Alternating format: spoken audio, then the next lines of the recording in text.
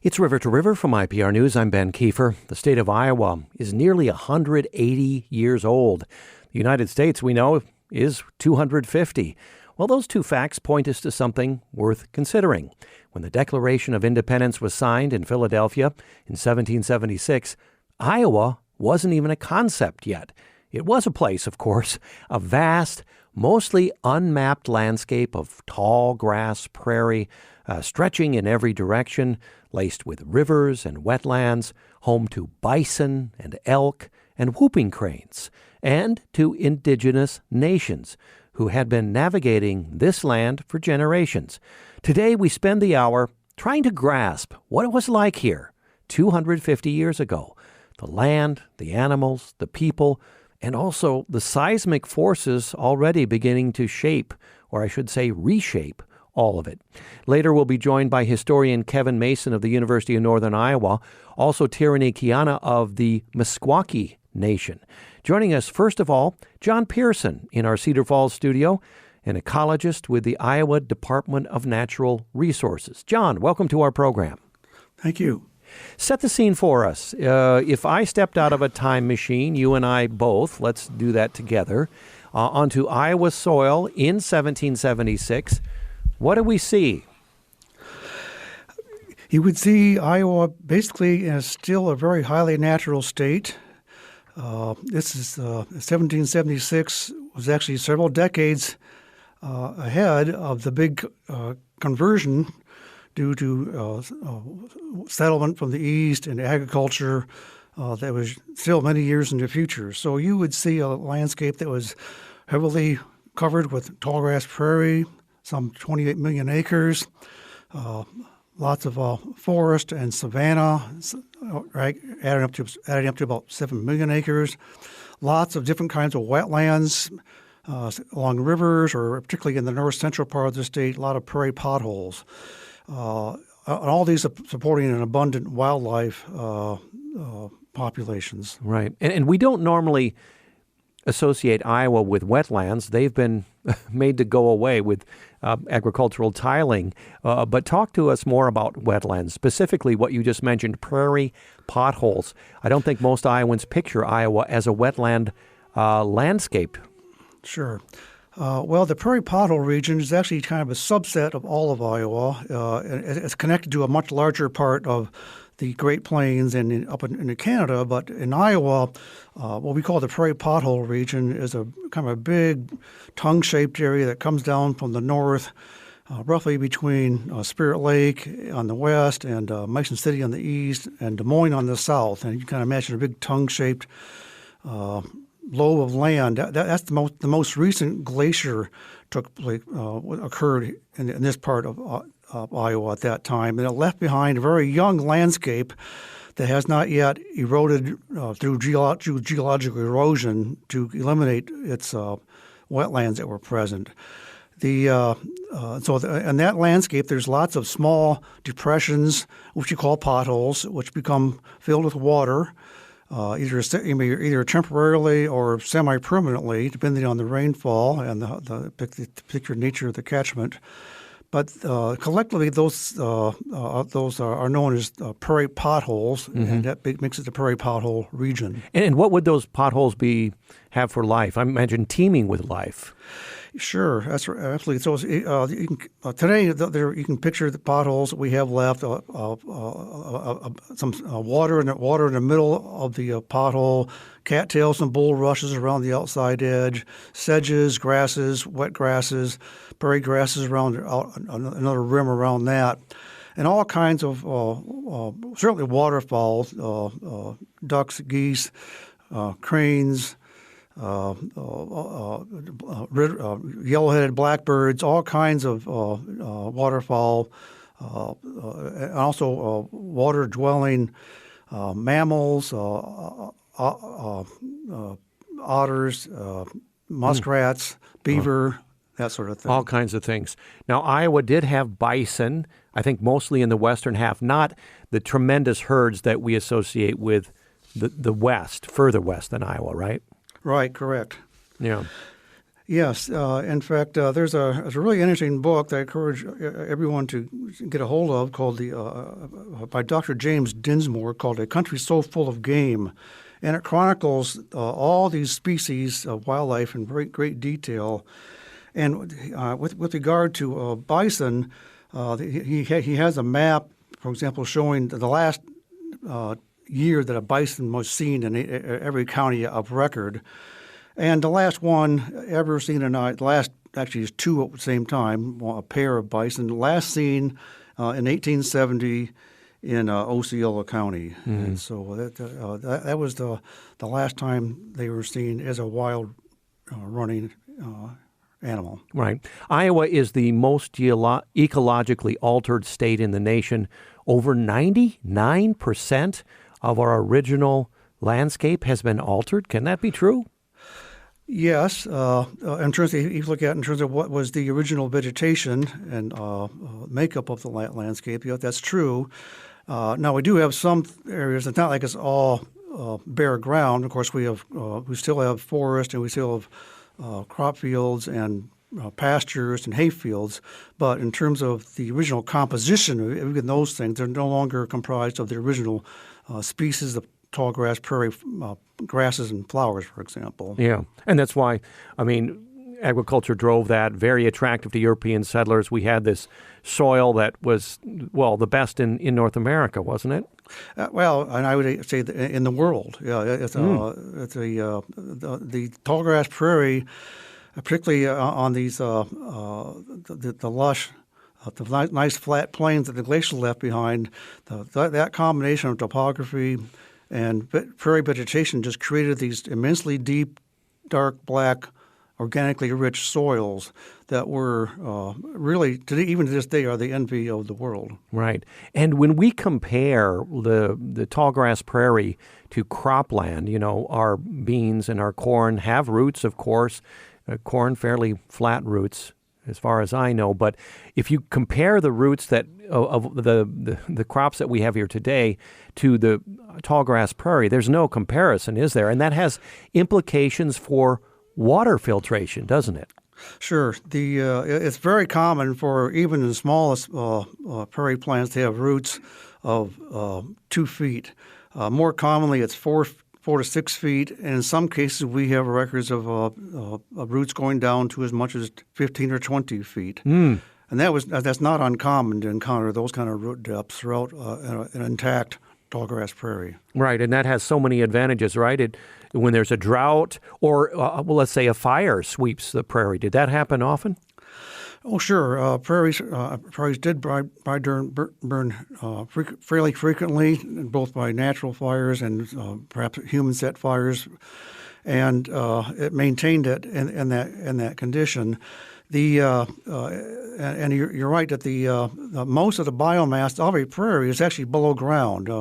Something like 80% of the living biomass of a prairie is actually under the ground. As we walk through a prairie, as much as we see and are impressed by it, that's only about 20% of the total biomass you're looking at. Mm-hmm. And so when water is a big issue today.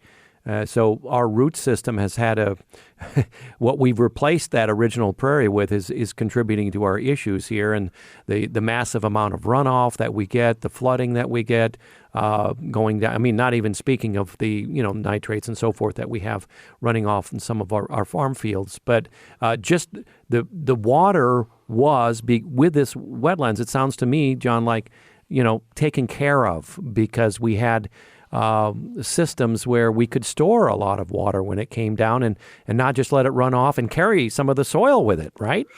Sure. And besides just the roots themselves, the roots left lots of open channels and pores inside even when they're not fully occupied by a root. So the soil was very porous.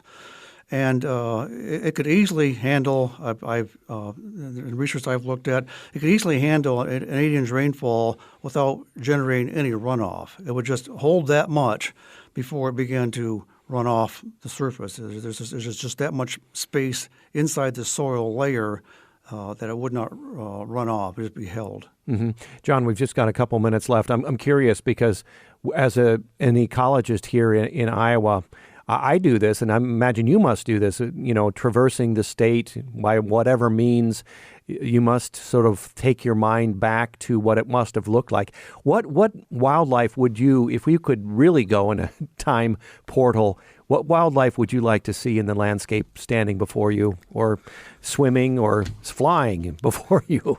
Sure. Well, certainly, if you start looking at the things that were here, they're no longer here. There, of course, the bison you mentioned, elk, black bear, gray wolves, lots of birds that would orient themselves with these wetland habitats, curlews, godwits, whooping cranes, sandhill cranes, beaver, otter.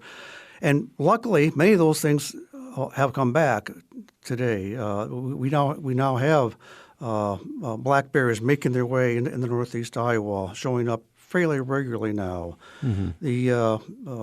The sandhill crane is making a great comeback, basically on its own, just becoming more abundant in other parts of its range and re-inhabiting Iowa. Yeah. So, but there are still some of those things that are not here even now. Of course, the most famous example would be passenger pigeons.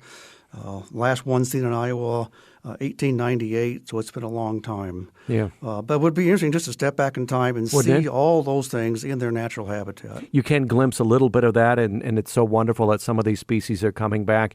Just 2 days ago, John, I was biking, and I sensed a shadow over me, and I looked up, and there was a bald eagle with a small fish in its talons, which just gave me such joy to see something like that in Iowa in 2026. Yeah, especially considering that bald eagles themselves, the national symbol, was considered, greatly imperiled only, 25 years ago, and we've had a terrific comeback of the bald eagle in Iowa and the United States, for that matter. Well, John Pearson, thanks you for coming into our studio. You've given us something to carry along through our days as we observe our landscape and try to conserve and preserve what we have and encourage those species to come back. John Pearson, ecologist with the Iowa Department of Natural Resources. Thank you, John. Thank you. Coming up in just a moment, a historian and a Meskwaki National Tribal Historic Preservation Officer join our conversation. We're going back to what Iowa was 250 years ago.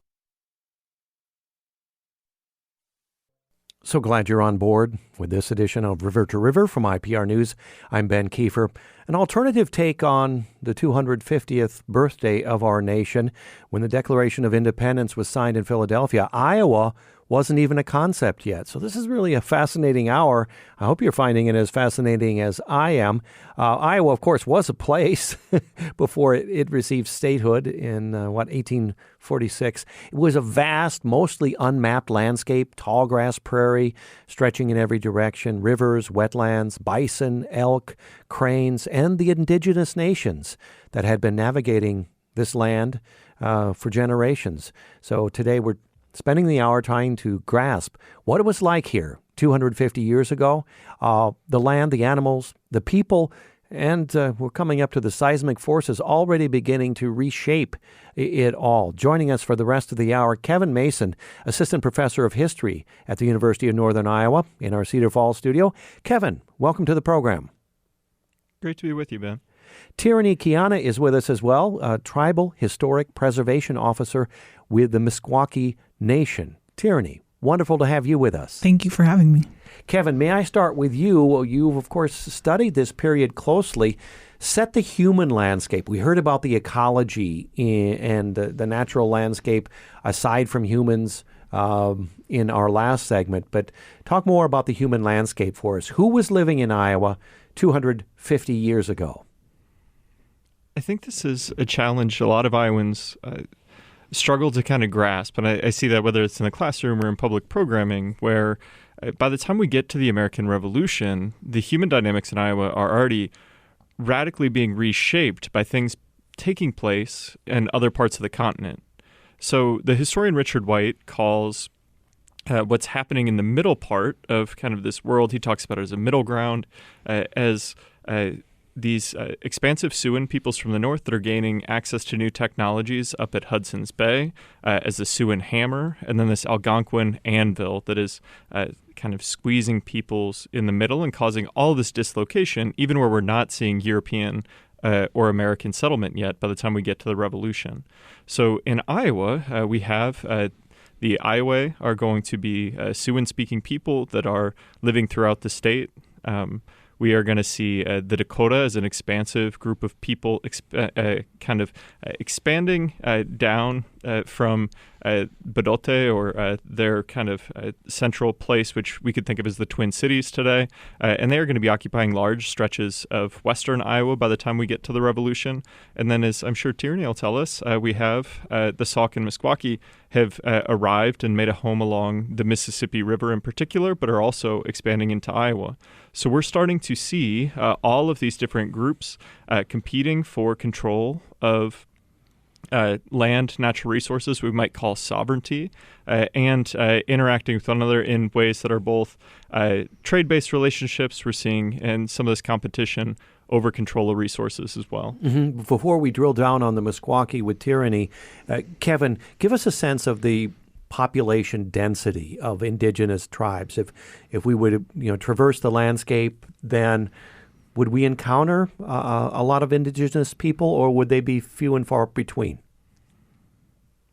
Well, it depends on where you are and at what time of the year. So I think one of the misconceptions Iowans tend to have is that Native peoples were just passing through. That's one of the things I've heard pretty frequently throughout my life growing up here. And we have in the Western historical record, let alone what the tribes themselves will tell us, large population densities in different places at different times of the year. So one of the things I always think about is one of the reasons why Fort Dodge is eventually located where it is, just south of the confluence of the east and west forks of the Des Moines River, is the Wapakute Dakota leader, Sidomintaduta, has a village there estimated as many as 5,000 people at the kind of height in the summer months during the year. We're also seeing large settlements of agricultural peoples that whether it's the Iowa or the Sauk Meskwaki that are going to be concentrated in relatively what we'd consider settled agricultural villages that are going to be growing a variety of different crops, utilizing these soils John was talking about earlier to create these really intricate lifeways that developed over hundreds, if not thousands of years, tied into what can be a very difficult environment to live in. I know on perfect 70-degree days like today, it's easy to forget January and February. But you think about these folks had built lifeways that allowed them to not just survive, but to thrive and build really intricate cultures here over a really long term that far predates any 250th anniversary we might be talking about here as we celebrate kind of American independence. Yeah.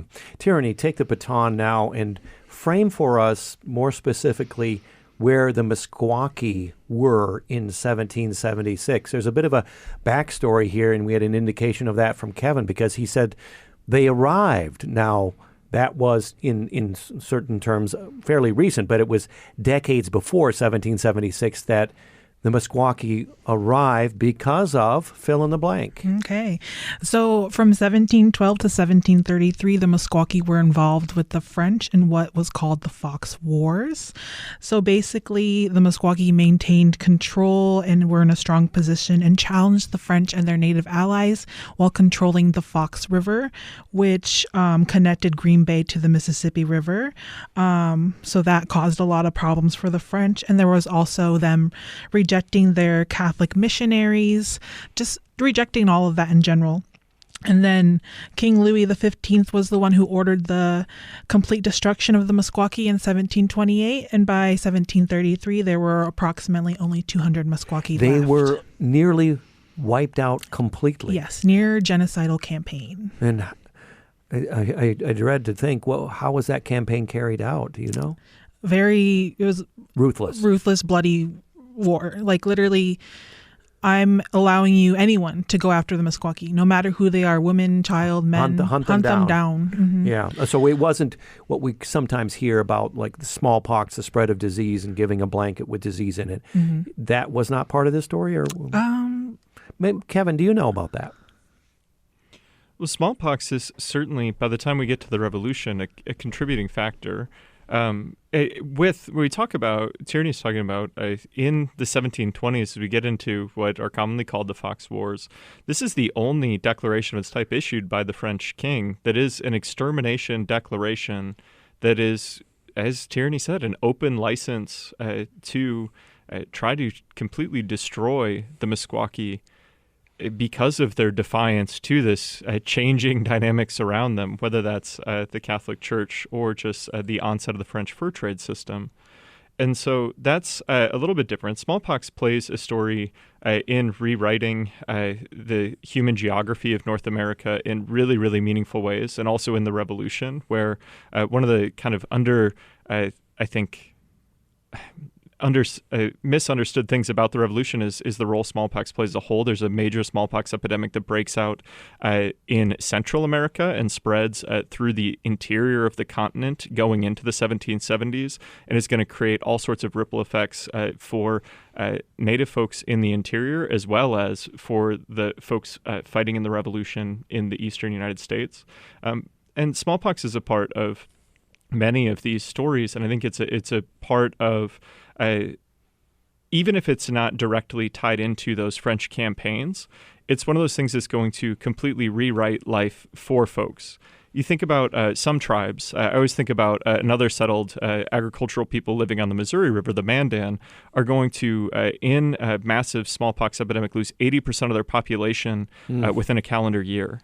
Oh. You think about that's not just losing humans and those relationships and the trauma that comes with that, but that's also losing people that are keeping knowledge, people that are preserving lifeways, people that know how to do the things that allow you to survive. That's an apocalypse. And thrive as a people. Yeah. Wow. Tyranny, I want to go back to discover a little bit, since we're placing ourselves back in this time. Tell us a little bit about the rhythms of daily life for the Meskwaki and perhaps the Sauk in that era. If we were a member of these tribes, what would we be doing every day? What would we be paying attention to in terms of the season? We've got to, not just enjoy the 70-degree days, but get through those harsh winters and have enough food and stay warm, don't we? Yeah. So by the 1750s, the Meskwaki and Sauk are in Iowa along the Mississippi River. The Meskwaki were on the western side, while the Sauk people were on the eastern side. And this period allowed Meskwaki to enjoy relative social and political safety. So what would look like for a traditional family, they would live off the seasonal round of hunting and agriculture, enriched by participation in the fur and mineral trades. So women in the spring and summer were preparing planting, gardening, that kind of thing. Spring saw tapping of maple trees for sap, and the men hunted birds and fished the streams. And then they also did go on small hunting parties and went after the elk and bison that were in the area. Mm-hmm. Kevin, that's a peaceful description, but there was warfare between the tribes, right? And what was going on there? We're starting to see the dominoes fall, for lack of a term, a better expression, as we're seeing expansive powers during this time period. So one of the things I would point folks to that are interested in this time period, we have the Iowa rapidly dislocating throughout Iowa during this time period. William Green just wrote a wonderful book about this that's tied into the No Heart of Fear map from 1837, which is going to show how the Iowa are moving through this environment during this time period as they kind of are being moved from one village site to another village site because of these changing dynamics around them. where as the Sauk and Meskwaki settle on both sides of the Mississippi River and develop really strong agricultural-based societies, we do see the Dakota expanding rapidly into all the way as far south as probably Des Moines during this time period. And we're starting to see that create conflict around these borders and boundaries as people seek to carve out their space to protect their existence. Mm-hmm. If we think back to that. Yeah, go. I wanted to ask, these conflicts, what were they about? Were they, we have so many religious conflicts in our world today, or was it territorial or just way of life, values? What was at the heart of the conflicts between the tribes? Well, in a lot of ways, survival. Right? We just talked about in the 1720s and 1730s, as Europeans are entering the space along the Fox River where the Meskwaki are living, the French king goes so far as to seek to exterminate them, which dislocates them and moves them towards the Mississippi River. And as they move into that space, the folks that are living in those areas already are also hoping to hold on to their ways of life. And so these are a lot of ripple effects that go back even further. So I would think about it in this way, like the French, if we had that time machine you were talking about earlier, and we went back 353 years, we could see Marquette and Joliet pushing out of Prairie du Chien this morning and heading down Iowa's eastern edge and bringing kind of this first French presence. And anytime we see that arrival of these different powers into these regions, I think about it like a pebble in a pond that sends out these ripples that are going to relight life for people hundreds and thousands of miles away across the interior of the continent. Anytime we see this settlement and this aggressive settlement that's coming with European peoples during this time period, it dislocates and dispossesses indigenous folks and then creates a cascade through other peoples that are not necessarily in contact with European folks yet, but are still living with the consequences of that arrival and those changing dynamics around them, whether that's technological, whether that's from an environmental perspective, or from a cultural, social perspective. So the indigenous people would or would not have been, Kevin, aware of the founding of this nation in Philadelphia. Perhaps a bit of a silly question, but they're feeling the ripples already, if I'm getting your sense right. Oh, certainly by 1776. I think you folks well into the interior, decades, if not centuries before 1776 are aware of these changing dynamics as new technologies unfold. I think we take for granted, looking from the modern moment backwards, how interconnected of a world existed in North America before Europeans ever arrived. We know from archaeological as well as historical data, and then talking to the tribes themselves, that there are vast trade networks, there are information networks that are spread all the way across the continent, and there are all sorts of interesting historical examples where we can see goods that showing up in places that they otherwise wouldn't make sense because of this hyper-interconnectedness. And as the revolution's being fought, it is one of those things that indigenous folks in many parts far-flung from the actual fighting are going to understand that there's something at stake, where I think this plays into the Sauk and Meskwaki story with the leader Black Hawk, who's going to eventually ally with the French during the War of 1812, and then during what historians kind of commonly call the Black Hawk War, becomes known as the British Band. Part of this is that indigenous folks are weighing out these different powers and trying to think of, well, who's going to have our best interests? Who's going to protect our sovereignty? Who's going to allow us the autonomy to continue to lead our lives in meaningful ways? And that's one of the things that I think we maybe don't quite fully always appreciate from our modern moment. Mm-hmm. Tierney, as the Tribal Historic Preservation Officer with the Meskwaki Nation, what's your read on this? Because I wonder if members of the Meskwaki Nation these days have that knowledge of what was happening here, the ripples that were coming across this part of North America. What is your take on what Kevin is saying? Yeah, I think we are aware of it. We know something is going on. The chiefs are aware of it. But like you said, like we were balancing empires. We used them to our advantage, like we allied for the French, or not allied with the French, but, we're there with the French for a time. And then eventually they turned on us and we went to the British and kind of used them to gain a footing in the new area. But at the same time, once they started turning a little bit, then we focused to join more with the Americans, so it's just we jumped from empire to empire. Mm-hmm. We have to take a short break in a moment. Kevin, in just a few seconds, though, I'm getting the sense that with the French Empire fading from this part of the country, the fact that it did help the Meskwaki survive in much decreased numbers, right? I think that would be fair, although they're going to certainly, I think Tierney put it really well when you think about they are looking at these potential partners as enemies or allies or somebody that can be used to their own advantage to set themselves up for success in the future. And I think that adaptability is really important thing to try to understand about this from a tribal perspective. Mm-hmm. We'll be back after a short break with Kevin Mason, historian, Tierney Kiana of the Meskwaki Nation. We're using the 250th celebration of our nation to talk about what the place called Iowa, what we call it today, was like 250 years ago. Back in just a moment. Back with more River to River from IPR News. I'm Ben Kiefer.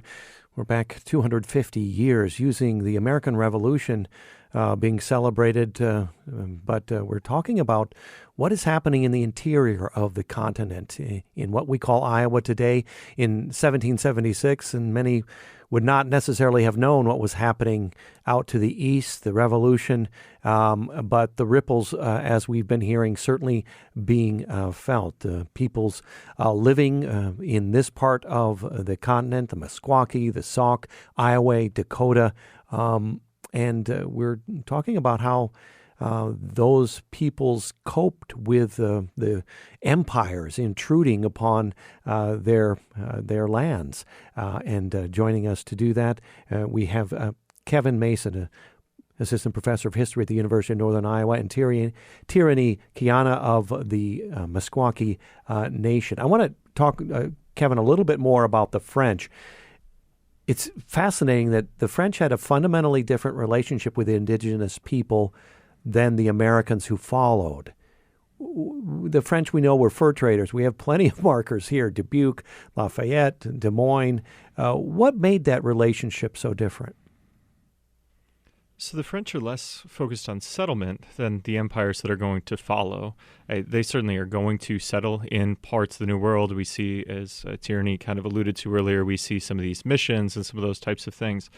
But especially in the kind of tallgrass prairie region and the Great Plains, by the time we start to see the French entering that space, they are going to be really focused on becoming an economic power. And one of the ways they're going to do that is through kind of inculcating themselves within tribal groups, for lack of a better term, where like they're going to try to incorporate themselves into the life ways of other folks. So we can see that developing at Prairie du Chien in a pretty meaningful way. If you were to go to the Crawford County Historical Society there, Prairie du Chien is going to be initially kind of the first fort's going to be established there by the French in 1685, and it starts to grow into this French community in the 1700s. If you go to their local history museum, there's 5 founding families of Prairie du Chien that have these family trees. And one of the things that would stand out to you if you stood there and scrutinized them long enough is that many of those branches are intertwined with indigenous folks from a variety of different groups,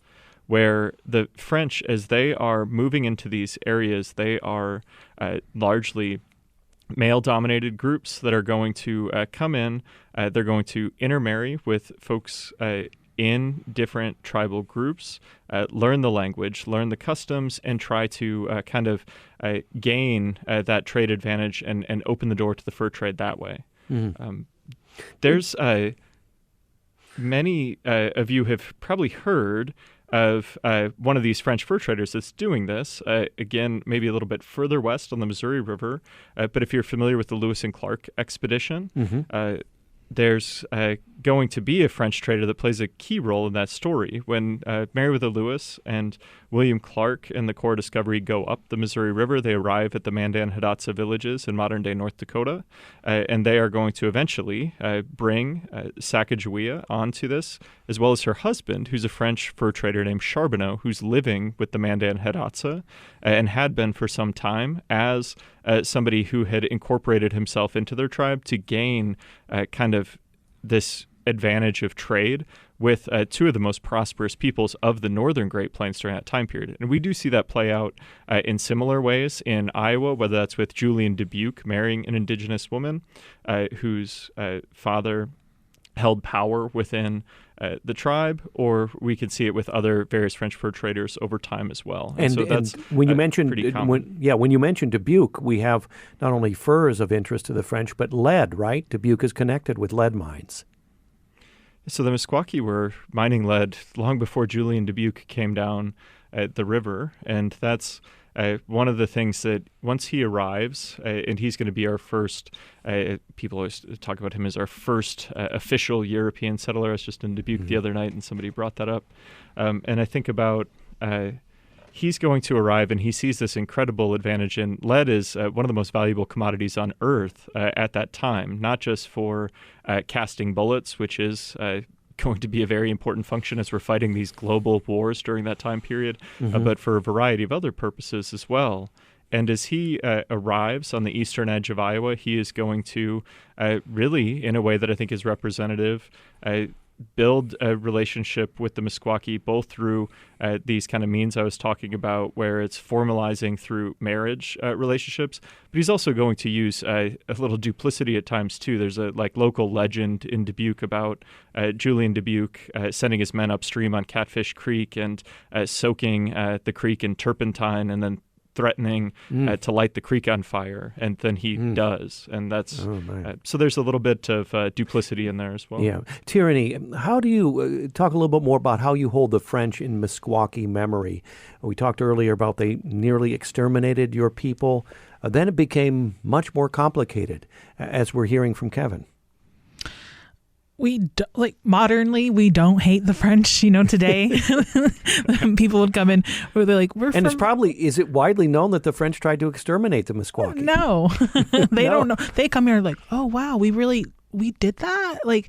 They don't know that. So they're coming here and they're learning, and we're like, well, we don't hate you, but we hate your ancestors that before when they tried to kill us all. But it's funny, Jonathan, who's the historic preservation director at the museum, every day he'll walk by this painting of King Louis XV and be like, we won because you're not here anymore, so it's like their monarchy fell only in name. Their name and everything, their monarchy is gone and we are still here. So it's like they have tried to get rid of the Meskwaki, but they are just really resilient and can withstand a lot. As we finish up this conversation in the next 10 minutes talking about what the place we now called Iowa was like 250 years ago, how it progressed from there, we have another anniversary this year, Tyranny. This is the 150th anniversary of Little Bighorn. And that is something that perks up the ears, at least my ears, as first hearing that probably in elementary school. And of course, the Battle of Little Bighorn in 1876, the Lakota, Sioux, Northern Cheyenne, and Arapaho warriors decisively defeating the U.S. Army cavalry, famously resulting in the death of George Custer there too. Any thoughts on that? We're jumping ahead quite a ways here, but it is another anniversary that lines up with 2026. Right. Personally, when I heard that it was the 150th, I was like, that's it? It wasn't that long ago. That's not very long. No. So when we hear about that, I'm like, oh, that happened a long time ago. But when you actually sit back and look at it, you're like, that was only 3-4 generations ago. Right. And there are descendants of there are descendants that are still around that, they still remember the stories. So it's like, this is still within recent memory, and it's still very painful to go through. Kevin, what are your thoughts when we jump from 1776 to 1876 in the Battle of Little Bighorn? What had progressed in the meantime? It's been really interesting as kind of somebody on the outside looking in. I work very closely with the Dakota, and I wrote my doctoral dissertation at Iowa State around the events Iowans commonly call the Spirit Lake Massacre of 1857. And I work very closely with the descendants of Inkpaduta, whether that's in the Dakotas or up in Canada. And one of the things that about a year ago, they all started, when I would go and be meeting with folks, they would all be asking if I was going to go to Montana in summer of 2026. And at first it didn't register with me because I wasn't thinking about the dates. And then it's like right now I know, because of like, this is the modern moment we live in, because of my Instagram and whatever else. It's like, yeah, I can see all of these folks are out there already marking this anniversary that's coming up in a couple of weeks. And it is a really important moment, especially for those more westerly tribes, the Oceti-Sakowin, or what people commonly call the Sioux, as well as those other northern Great Plains tribes, as this moment of asserting that sovereignty and autonomy in the face of settlement and dispossession. Mm-hmm. And that is, I think, an important legacy for us to consider as well as we move through this summer. And I think it's a really, really kind of interesting opportunity for all of us to reflect on. Yeah. But help us understand, because Little Bighorn is certainly there very clearly in our popular culture today, also among non-Indigenous people, but that's kind of a Hollywood version for most of us, I think. What did it represent, Kevin, in big picture terms, in what was happening in North America? So by the time we get to the 1870s, we've seen, we have kind of a rallying point of resistance that is mounting in Montana. And so George Armstrong Custer is going to be at Fort Abraham Lincoln, which is in modern-day Mandan, North Dakota, across the river from Bismarck in Missouri. And he goes on an expedition actually 2 years prior called the Black Hills Expedition. And he's going to allegedly discover gold, and he's going to write about it in a magazine called Galaxy. And it's going to excite kind of all this like settlement fever and the spread out there. And at the same time, we're seeing folks like the Lakota and the Dakota, Cheyenne, Arapaho coming together and deciding we need to make a final stand against this settlement. And this had been building for a long time. Part of this is the treaties that unfolded in that part of the country during the time period. Part of it is also just kind of these dynamics playing out again and again and again over the course of settlement, starting with Jamestown and rippling again all the way into the 1870s. And we do reach this critical conflict point in what people are calling at the time the Indian Wars. And we see this major victory where this combined Indigenous force is going to triumph over the American military, but it's also going to then really pull this Eastern sentiment and create these campaigns of retribution that are going to be incredibly extreme during the years that follow. So like for our Iowa folks and the Dakota, like Inkpaduta is going to be president of the Battle of Little Bighorn. He's going to leave the United States after that with Sitting Bull. They're going to flee to Turtle Mountain on the Canada side of the U.S.-Canada border. And that's where Inkpaduta is ultimately going to pass away. And that's where his direct descendants, Chief Brown, who's his great-great-great-grandson, lives today. And is still in leadership with that group. And so we can see those ripple effects all the way from Iowa and these events that we're talking about in the 1770s all the way through 1876, and then again into maybe our modern moment, and see how that continues to influence kind of who we are today. Mm-hmm.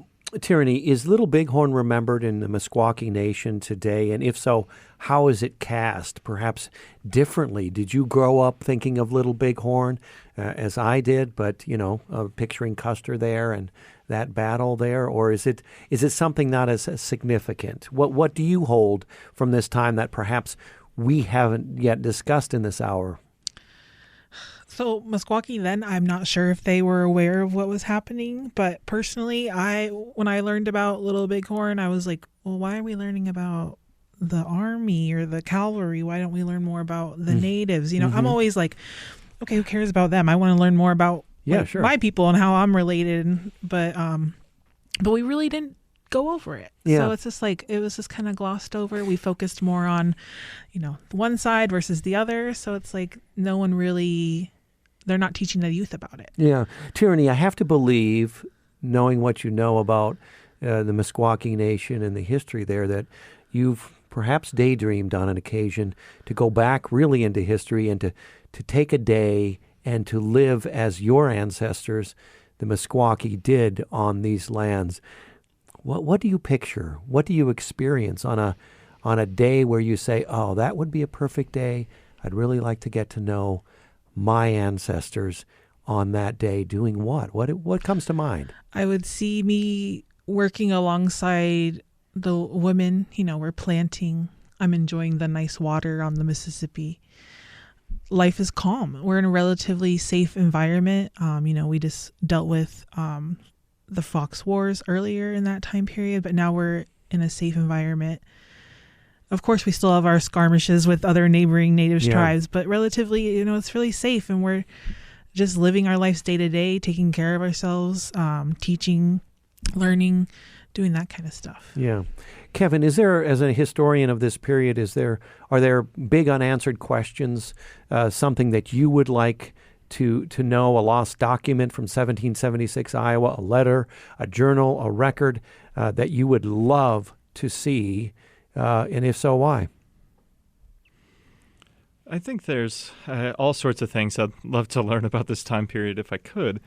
But part of it, I think, is a commitment to, in this past, trying to piece together the puzzle as best as we can. And so I always find that in historical research, the sources that redefine time periods or things that we're thinking about are the ones that we don't expect. So I can't say what that would be, but I'm hopeful that it's out there and that it'll find me sooner or later. Let me ask you a similar question to Tierney. So if you're not Indigenous, don't have an Indigenous blood, to my knowledge anyway, Kevin, but if you were to go back at this time, what is the day you'd like to relive, experience in this 250 years ago version of Iowa? I always try to wrap my mind, to the point of I walked across Iowa chasing a military expedition in 2021 from 1835, trying to understand what Iowa looked like before Iowa. And I would be just interested in seeing this very clear snapshot of what John was talking about, some of the dynamics Tierney and I have been discussing, and seeing just kind of with clarity this place that has been changed perhaps more than anywhere else on planet Earth as it was in this moment before it begins to completely be rewritten. In the less than a minute we have, Tierney, is there a version of America 250 that feels meaningful to you and others in the Meskwaki Nation? Or does this celebration itself feel a bit foreign or wrongly framed? A little bit foreign. A little bit foreign. Yeah, it's just like, okay, you're celebrating, forced removal of peoples from their original homelands. Sure. Yeah. So, yeah, it's kind of, a little, I'll just leave it like that. Kevin, thank you very much. And Tierney, thank you very much. Kevin Mason, Assistant Professor of History at the University of Northern Iowa. Thank you for coming into our studio. Fascinating area of expertise you have, Kevin. Yeah, anytime. Thanks for having me, Ben. Tierney Kiana of the Meskwaki Nation, thank you for coming into our studio and sharing what your people remember about or learn about 250 years ago. Thank you. Kadabi, thank you. Today's program produced by Caitlin Troutman with help from Jackson Trotman, Tony Sarabia, and Keaton Scoville-Willett. I'm Ben Kiefer. Thanks for joining us.